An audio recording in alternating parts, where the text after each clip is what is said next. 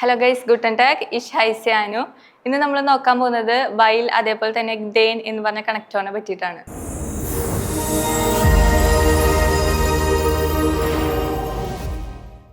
നമ്മൾ ആദ്യമായിട്ട് നോക്കാൻ പോകുന്നത് വൈൽ എന്ന് പറഞ്ഞ കണക്ടറിനെ പറ്റിയിട്ടാണ്. ഓക്കെ, വൈൽ എന്ന് പറഞ്ഞു കഴിഞ്ഞാൽ ബിക്കോസ് എന്നാണ് അർത്ഥം. ഡെയിൻ എന്ന് പറഞ്ഞാലും ബിക്കോസ് എന്ന് തന്നെയാണ് അർത്ഥം.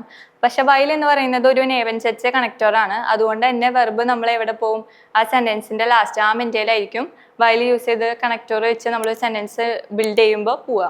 ഓക്കെ, സെന്റൻസിന്റെ സ്ട്രക്ചർ എന്ന് പറയുന്നത് subject plus verb plus object comma, അതിനുശേഷം വൈൽ എന്ന് പറഞ്ഞ കണക്ടർ നമ്മൾ യൂസ് ആക്കി, അതിനുശേഷം സബ്ജക്റ്റ് വെർബ് എവിടെ പോകും? ലാസ്റ്റ് ആ മെന്റയിൽ ലാസ്റ്റ് പോകും. അങ്ങനെയാണ് സെന്റൻസിന്റെ സ്ട്രക്ചർ വരുന്നത്.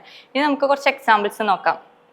ഇഷ് ഗെയെ നാ ഹൗസ് എ വൈൽ ഇഷ് മ്യൂഡേ ബിൻ എന്ന് വെച്ച് കഴിഞ്ഞാൽ I go to house because I am tired. ഞാൻ ടയേർഡ് ആയ കാരണം ഞാൻ എവിടേക്ക് പോയി? വീട്ടിലേക്ക് പോയി എന്നാണ് പറയുന്നത്.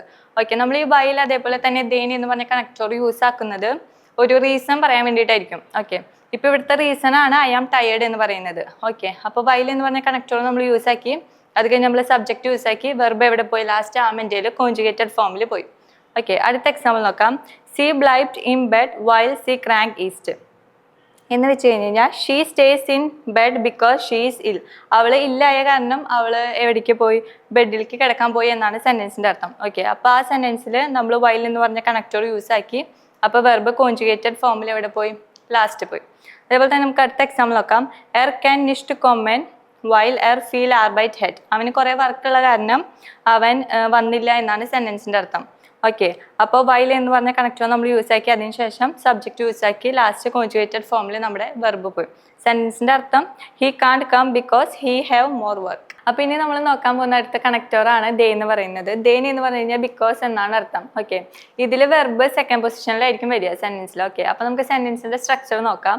Subject plus verb plus object, അതിനുശേഷം ദേൻ, അതിനുശേഷം സബ്ജക്റ്റ്, അതിനുശേഷം വെർബ്. നമ്മൾ വൈൽ പഠിച്ചപ്പോൾ വെർബ് വന്നത് ലാസ്റ്റ് ആയിരുന്നു. ഇവിടെ ദേൻ വന്നപ്പോൾ സബ്ജക്റ്റിന് ശേഷമാണ് എന്ത് വരിക? വെർബ് വരിക. ഓക്കെ, അപ്പോൾ നമുക്ക് കൂടുതൽ എക്സാമ്പിൾസ് നോക്കാം. വിയർ ബ്ലൈബൻ സു ഹൗസ് എ ദേൻ എസ് റെഗ്നന്റ് എന്ന് വെച്ച് കഴിഞ്ഞ് കഴിഞ്ഞാൽ we stay at home because it rains. മഴ കാരണം ഞങ്ങൾ വീട്ടിൽ തന്നെ എന്ത് ചെയ്തു? സ്റ്റേ ചെയ്തു എന്നാണ് സെന്റൻസിന്റെ അർത്ഥം. അപ്പോൾ ദേൻ എന്ന് പറയുന്നത് ബിക്കോസ് പറയാൻ വേണ്ടിയിട്ട് നമ്മൾ ദേൻ എന്ന് പറഞ്ഞ കണക്ടർ ഉപയോഗിച്ചു. അത് കഴിഞ്ഞ് വേണ്ടത് സബ്ജക്റ്റ് ആണ്. ഇവിടെ സബ്ജക്റ്റ് വന്നേക്കുന്ന എസ്, ലാസ്റ്റ് കോൺജുഗേറ്റഡ് ഫോമിൽ എന്ത് വന്നു? ലാസ്റ്റ് അല്ല, സബ്ജക്റ്റിന് ശേഷം എന്ത് വന്നു? വെർബ് വന്നു. അപ്പോൾ നമുക്ക് അടുത്ത എക്സാമ്പിൾ നോക്കാം. എർ ക്യാൻ നിഷ്ട് കൊമ്മൻ ദേൻ എർ ഹാറ്റ് ഫീൽ ആർബൈറ്റ്. ഓക്കെ, എന്ന് വെച്ച് കഴിഞ്ഞാൽ he can't come because he has more work. അവന് കുറേ വർക്കുള്ള കാരണം അവന് വരാൻ പറ്റിയില്ല എന്നാണ് സെന്റൻസിന്റെ അർത്ഥം. അപ്പോൾ ബിക്കോസിന് പകരം നമ്മൾ എന്ത് ഉപയോഗിച്ചു? ദേൻ ഉപയോഗിച്ചു. അതിനുശേഷം സബ്ജക്റ്റ് ആയിട്ടുള്ള എർ ഉപയോഗിച്ചു. അതിനുശേഷം സബ്ജക്റ്റ് കഴിഞ്ഞാൽ നമ്മൾ എന്ത് ചെയ്യണം? കോൺജുഗേറ്റഡ് ഫോമിൽ വെർബ് എഴുതണം. പിന്നെ ലാസ്റ്റ് ആണ് എന്ത് വരിക? ഒബ്ജക്റ്റ് വരിക. ഓക്കെ, അപ്പോൾ അടുത്ത എക്സാമ്പിൾ നോക്കാം. ഇഷ് ഗെയെ നാ ഹൗസ് എ ദേൻ ഇഷ് ബിൻ മ്യൂഡേ എന്ന് വെച്ച് കഴിഞ്ഞാൽ I go to home because I am tired. ഞാൻ ടയേർഡ് ആയ കാരണം ഞാൻ വീട്ടിലേക്ക് പോയി എന്നാണ് സെന്റൻസിന്റെ അർത്ഥം. ഓക്കെ, അപ്പൊ ദേൻ എന്ന് പറഞ്ഞ കണക്ടർ നമ്മൾ ഉപയോഗിച്ചു അല്ലെ. ഇഷ് ഗെയെ നാ ഹൗസ് എ ദേൻ ഉപയോഗിച്ചു, അതിനുശേഷം സബ്ജക്റ്റ്, അതിനുശേഷം എന്ത് വരണം?